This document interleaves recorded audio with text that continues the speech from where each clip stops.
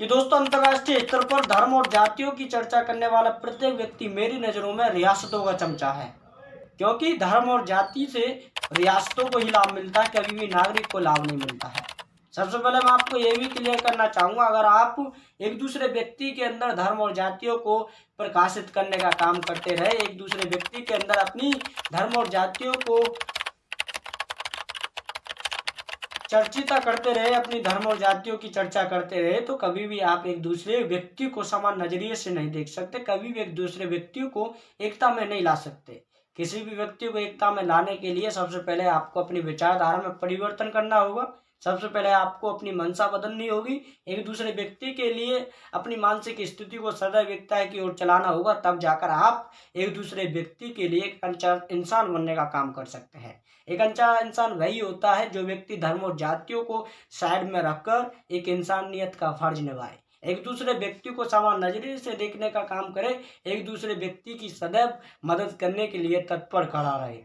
अगर आप इसी प्रकार से धर्म जातियों के नाम पर आपस में लड़ते रहे, आपस में उलझे रहे, तो आप कभी भी अपने आप को बादशाह नहीं बना सकते, आप कभी भी अपने आप को देश में कुछ ऐसे गद्दारों के खिलाफ लड़ाई नहीं लड़ सकते जो व्यक्ति इंसानियत को कमज़ोर बनाने का काम कर रहे हैं, आपस में भाईचारे को भकेड़ने का काम कर रहे हैं, आपस में जनता की एकता को अनेकता में बांटने का काम कर रहे हैं। अगर आप इस प्रकार से इन राजनेताओं के बातों में आते रहे, इन राजनेताओं की मीठी मीठी बातों में आने का काम करेंगे, तो आप कभी भी अपने आप को इनके विरोध लड़ाई नहीं लड़ सकते, क्योंकि एक अच्छा राजनेता सदैव देश की जनता को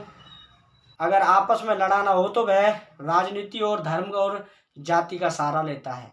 एक राजनेता